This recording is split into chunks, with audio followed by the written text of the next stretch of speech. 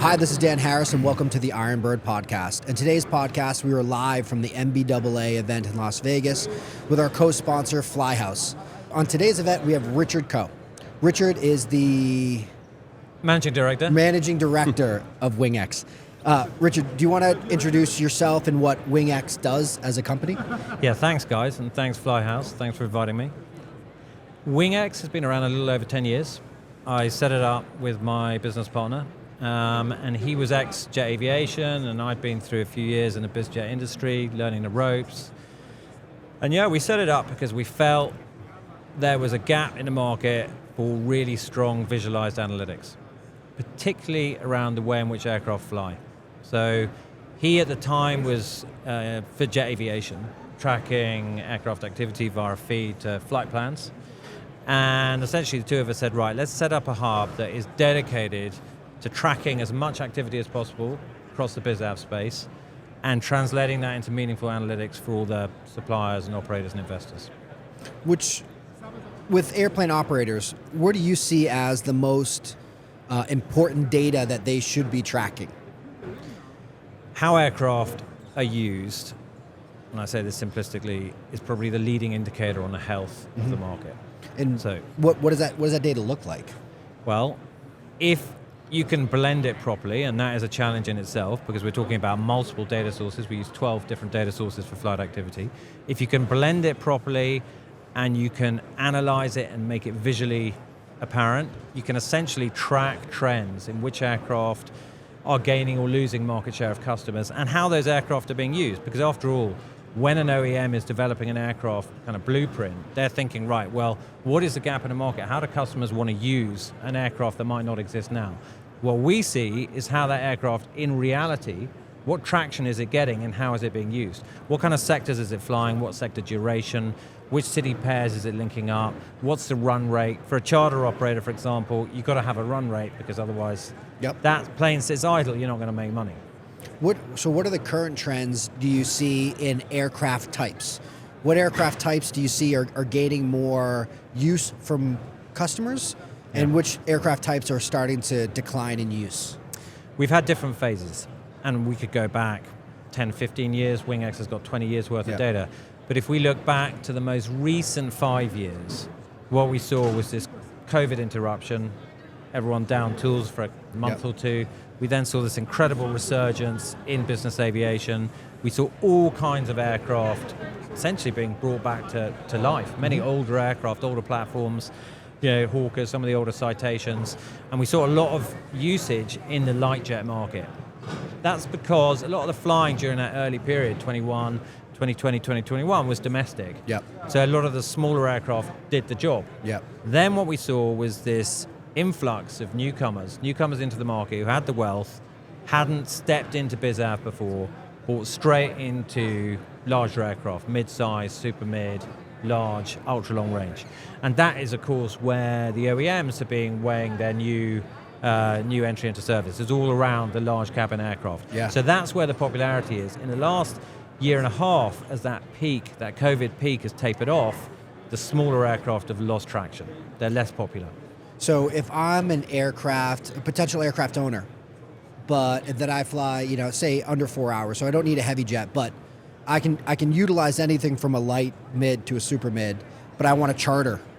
So can I use WINGX data to help me make better decisions on, all right, here's an airplane here are all the different airplanes in the market that I want to purchase?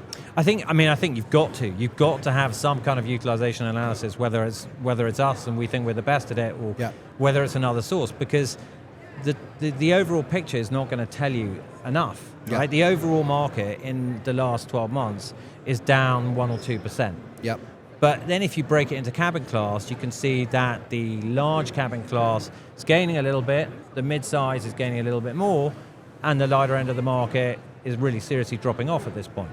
Even that doesn't tell you the story. You've got to dig in again, and then you'll see that there are jets in the light part of the market that are doing phenomenally well. Phenom 300? The Phenom 300, right? The Phenom 300, the CJ3 is doing great, PC-24 is doing great. So, there are some aircraft which are great products, particularly for the charter market. But the rest of the market, the rump of the market in the lighter end of the market is really falling off. You see the same patterns in the super mid-size, being really strong, the 3500, doing great work. The Latitude and the fractional programs doing fantastic. But you see a lot of other medium-sized jets, far less active than they used to be. Jack, when you were advising clients to purchase airplanes, call it 10 years ago, did you have data to access, or what did it look like? You just had what the charter market dictated, right? I mean, you didn't peel that onion back. Yeah. Now there's so much more data that gives you, the true maintenance cost of these airplanes. Yeah. That's where it comes into play. It's like, all right, guy buys an airplane, but the unknown is the maintenance, right? Yeah. And so it's like, all right, well now we can schedule this stuff out, get some sort of, numbers in place. Then it's like, okay, because now we have the data, the historical data going back 10, 12 years. Yeah. Now we can see, okay, hey, these are the trends. Yeah. Right. Windshields, for example. A windshield was $40,000, now it's $130,000 if you can find one. Yeah. Tires, same thing. Yeah. So you're going to brakes on the G5s are tough. What is the life cycle on that? Well, it used to be an X, now it's Y. Yeah. Yeah. Jack, you've been through a couple presidential cycles. You see, typically there's some kind of fluctuation in the market, right? Richard, what does the data tell you of flying, and maybe from the charter standpoint or fractional standpoint? What are the presidential years? How does that affect charter operators and charter flying? Yeah, I mean, it's an interesting question because we look back over 20 years. So we've looked back at the election cycle over the last 20 years. And we've seen essentially a kind of 5% slowdown compared to the normal period in the run-up to the election. So it's really similar to the transactions, because I know the transactions has a similar pattern. And it's hardly surprising that the biggest slowdown is in the charter market, because that's where the discretionary spend is, particularly in the light side of the market. You've also got, which we've seen this year, because we run correlations with all sorts of external factors. We run correlations, let's say, against money supply, IPOs, M&A, equity markets, interest rates. So we know how they correlate, and we can see the slowdown in, let's say, IPOs, and it's hardly surprising. In a run up to an election, a lot of that business investment decision making is going to get put off, and that is correlating to further slowdown in biz jet activity. I'd be curious to know on the. You talk about the presidential years.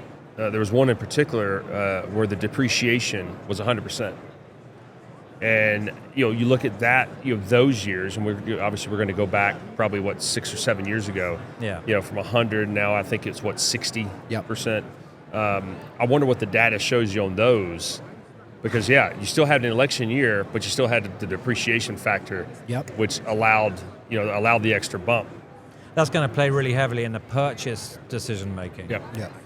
I think in the aircraft utilization, you've got a large part of the market which is corporate flying, private flight departments. A lot of that is about kind of lifestyle and just carrying out the operational business of the corporation with a private jet. That's going to continue because that's just got to keep running. Yeah. But the discretionary end of the market, that's where we're seeing the biggest slowdown. In September, we saw 6% drift in charter activity year on year. Wow. And that's, that's the canary in the coal mine. That's kind of worrying for the market. But if it's just a bit of hesitation before the election, understandable. I mean, interest rates, play a massive factor, obviously, in the acquisition as well. I was going to say, do you correlate it to the financial markets as well? Can you correlate financial markets, rises and dips, and even on a if we see the market have a bad week, do you see a correlation from the next week or the next month of flights slowing down, maybe people not taking that charter or not flying their fractioner and going commercial? Is there a correlation between that as well? It's difficult to discern that the immediate switch that might come about from an interest rate change. But what is possible, and what we do very regularly, is that we look at all kinds of events that take place.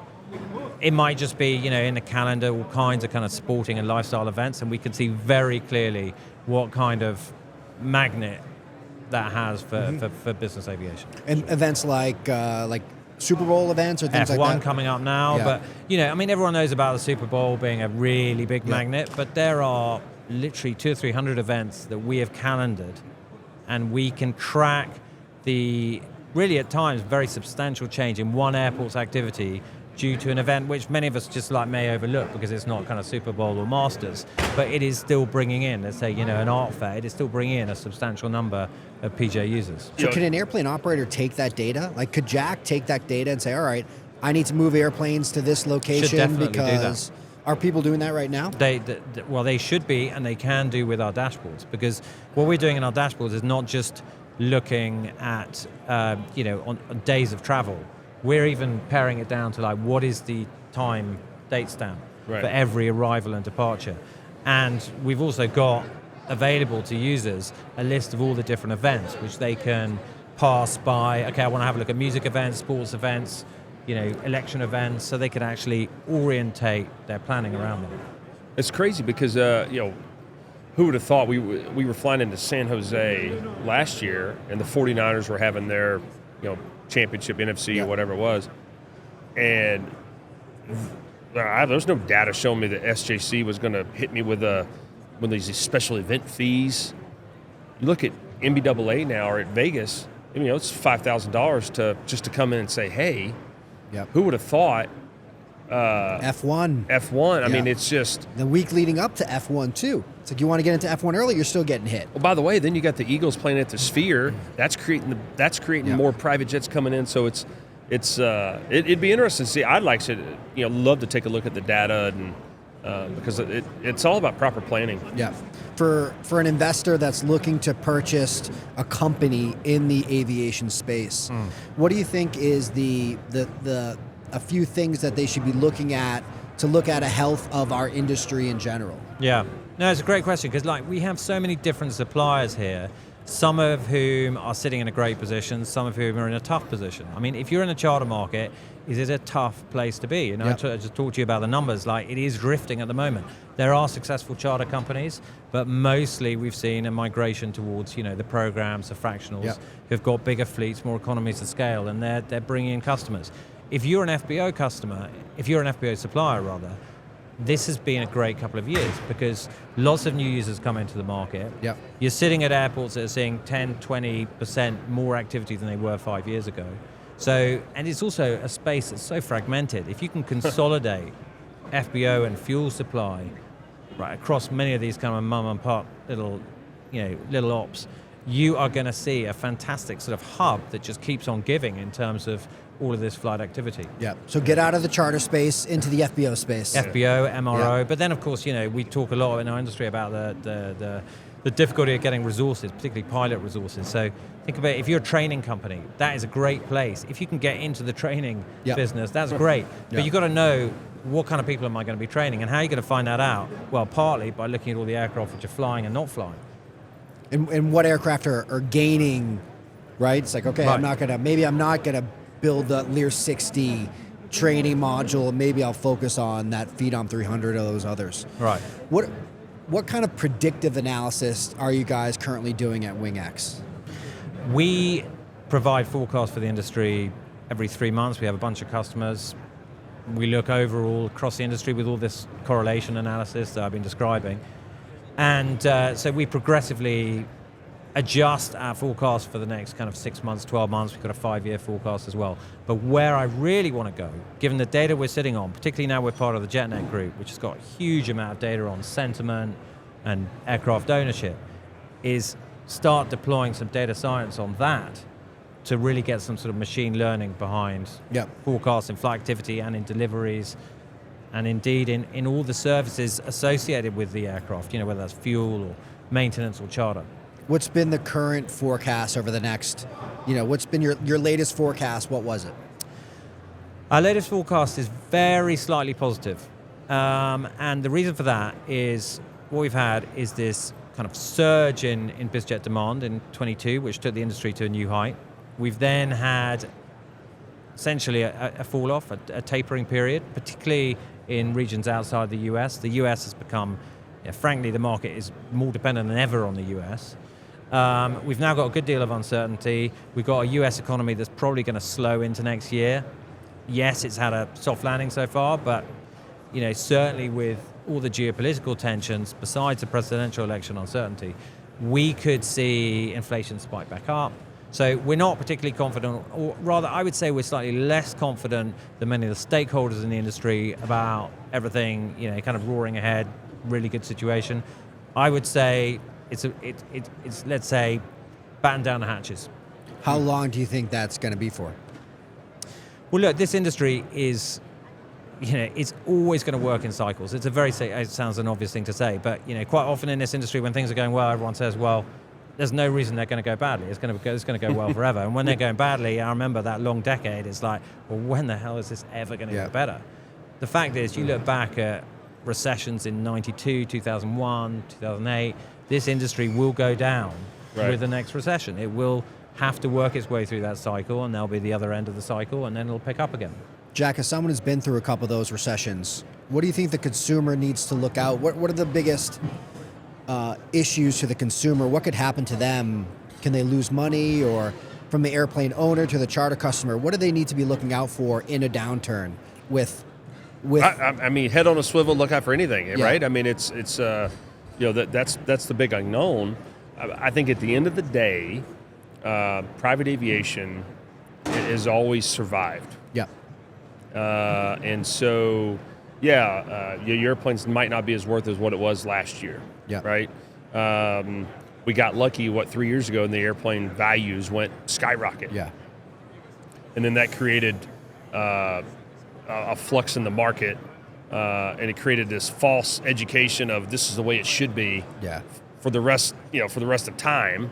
But so many variables, on the chart, and I think the cycle side of it creates all the up and down, and a lot of people can't handle the ebbs and flows. Yeah. Yeah, and maybe how concerned would you be with clients giving large sums of money to maybe not unknown companies, but not the large companies, taking that flyer and saying, oh wow, this is a great price, I need to give them $500,000 to get in? Yeah, I mean, I think you open up a big can of worms there. Yeah. This goes into the whole fractional and jet card. Yep. We talked about, and we were on a podcast earlier, and we just talked about the different levels of these jet cards and where they are. But I think, quite frankly, 90% of the operators in the world have less than 8 airplanes, so they can't scale. So I think you're going to see, obviously, the mergers and acquisitions of those companies getting bigger to create scale, internally. But because of that, I think it's operators are on a cash flow basis. Yep. So they need that $500,000, dip into the into the bank to help them continue to build their business. But that's wrong. That's actually illegal. Yeah. We always say can't commingle those funds. You can't commingle the funds, and that's the problem with the industry. That's where the misalignment and the opaqueness, and we always say if the industry's always done it that way, you got to start doing something different because it ain't working. You can't do that. I can't take money from your airplane and pay his bill. Yeah. It's only good for your airplane. Yeah. And so, the market's changed. I think it's going to continue to change, obviously with the ebbs and flows of the financial side of it, the election, all those factors play a big role in it. Yeah, I think being with a financially stable company is going to be a key part of the next 2 years, something like that. I think that it's going to be hard to go with those flyer companies that might be an issue. As charter flying goes down, usually there's a trailing used airplane inventory level rises. Mm-hmm. As airplanes can't meet their demand, usually airplane owners say, all right, I'm not getting the 40, 50 hours. We're gonna move these airplanes into the inventory. What is that, if you know, what does that cycle look like of charter demand going down, down, down, more airplane inventory going up? Now airplanes are as it either plateaus or start coming back up, there's some kind of cross there where airplane costs, as more inventory comes into the market, as charter numbers are going down. Now airplane costs are going down. At some point it crosses back up. All right, airplane costs have gotten to a point where I can buy an airplane and somehow make my numbers more efficient.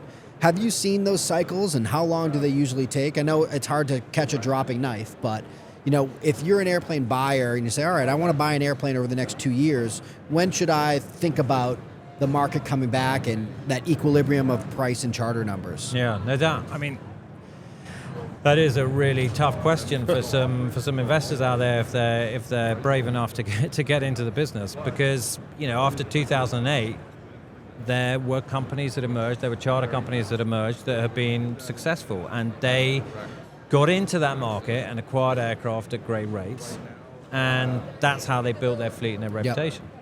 So the timing is everything. Clearly, it sounds cliche. Yeah, it is. Who do you think are the best, well, not the best, who would you say are WINGX users that maybe you might not think about outside of airplane operators and things like that? Who else are utilizing the WINGX data very interestingly? Well, investors over the last few years, for sure, because they've looked at an industry that's had this kind of resurgent level of interest, lots of newcomers coming in, and they have used our dashboards to look, for example, at FBO consolidation, to say, look, okay, we've got a kind of a string of FBOs here, we could put them together. Let's have a look at the customers that are sort of crossing paths, that are crossing over.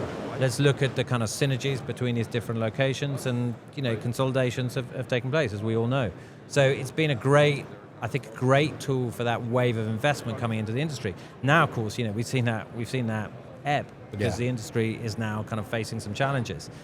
The tough bit over the next 12 months, because we do think it's going to be tough, it will be an opportunity for some players. For many, there will be so much challenge that they actually sort of pull out, and as you say, there'll be more aircraft going into inventory. But for those that are ready for it and prepared for it and can see the numbers, there's probably some great acquisition opportunities coming up. Where do you see that timeline-wise? What do you think that is? 6 months, a year? No, I think we're still going to see some factors play out. I mean, clearly, the election is a little bump in the road, to say the least. But if you've seen the data after the election, it doesn't matter who gets elected. That pretty much always, there's no big difference if it's red or blue. Is there after whoever gets elected? Not a great difference so far. I think what we've seen in the market over the last year and a half, and this is globally, but also affecting the US, are these geopolitical issues really starting to weigh heavily on our industry. Before they were on the horizon, they were external, they were important. Is it all oil pricing though? It's that's a factor, because if the Middle East escalates, and it's already escalated enough, then we see the oil price going back up, we see inflation ticking back up, consumer confidence is pretty febrile already, and that could be a real turning point for the economy, for sure. What advice would you give to someone that wants to enter the airplane space, that wants to buy an airplane, try and make money for it? Would you, if you said, hey, here's one airplane in one location, if you were to buy an airplane, what would it be, and where would you place it? Just one aircraft. One aircraft. Tough to build a business out of one aircraft.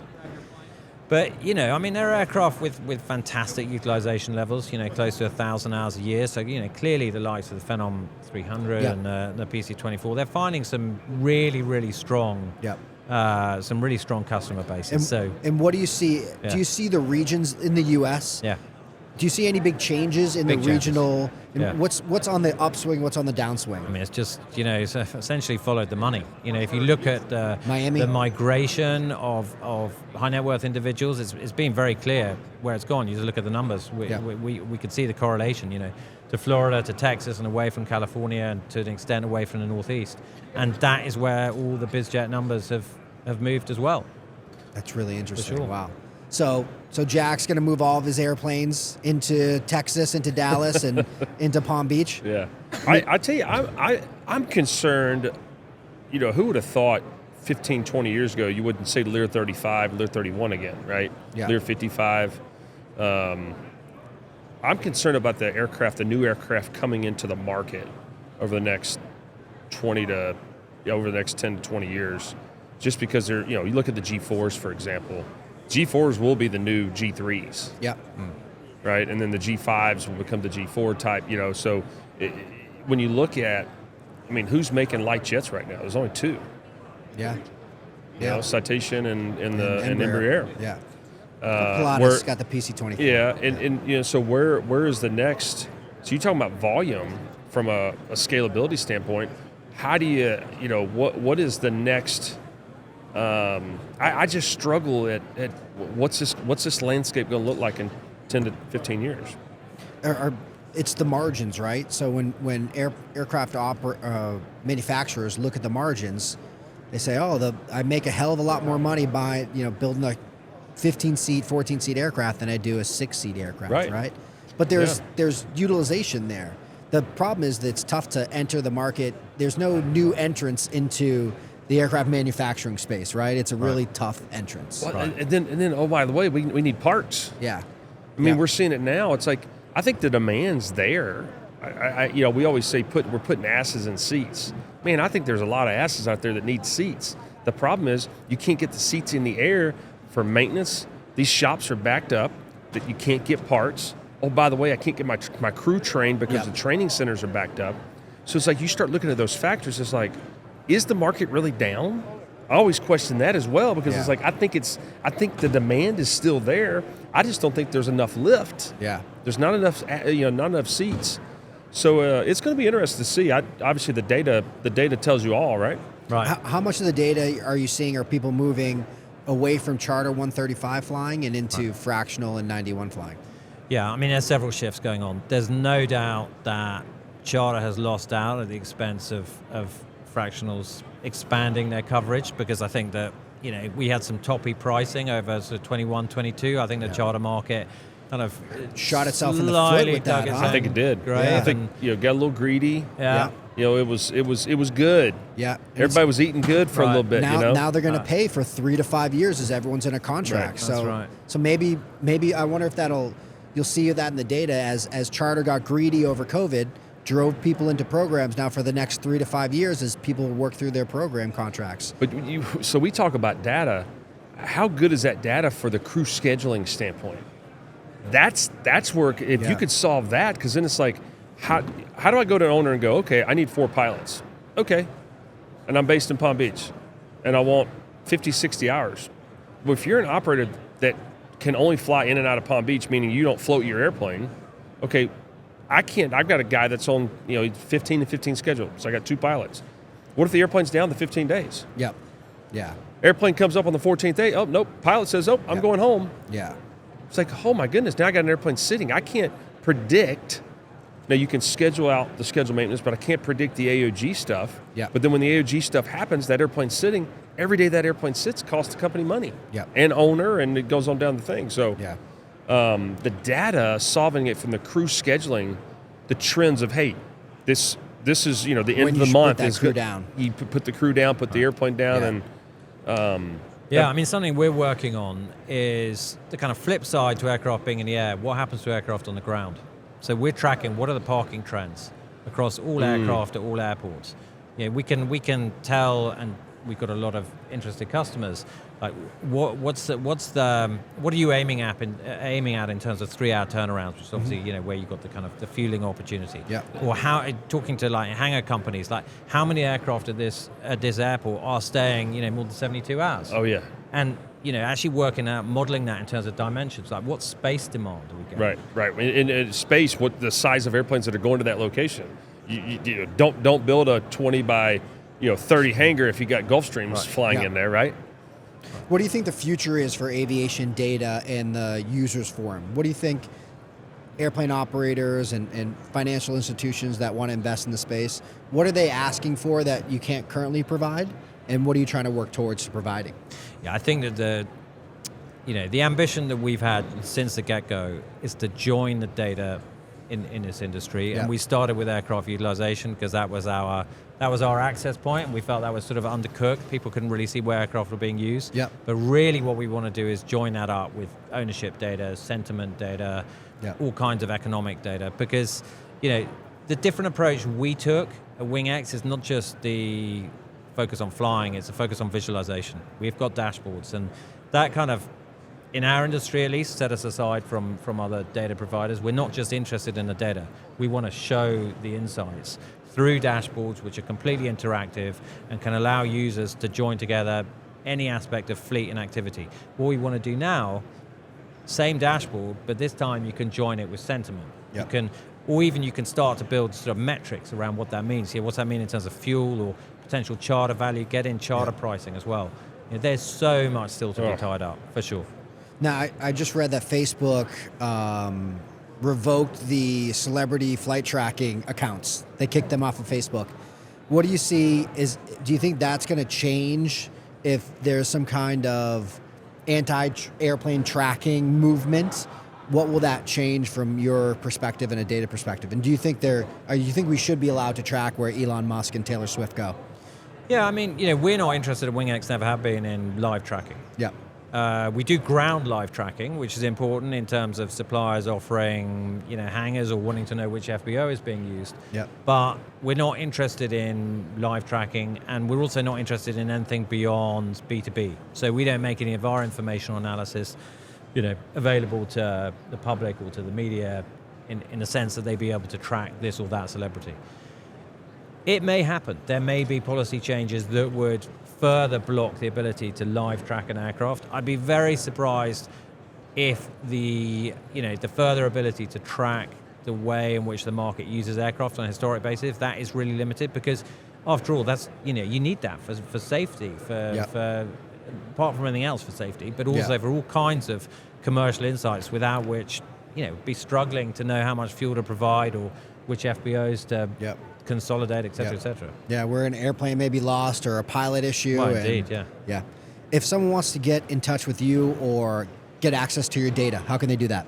Yeah, well, we're part of the JetNet group now. So WINGX was our little baby for 10 years, and then we brought it into the JetNet group, and JetNet's a well-known brand. You guys know JetNet. Yep. And JetNet brought in ADSB Exchange, which is one of the sort of up-and-coming ADSB providers. Yep. So it's a fantastic constellation. We've got a hub there to do what I described in terms of building ambitious dashboards that join these data points. So, yeah, come find us at JetNet. JetNet.com. JetNet. Awesome, Richard. Thank you so much. I really appreciate it. I appreciate guys. time, Richard. Thanks. Thank you.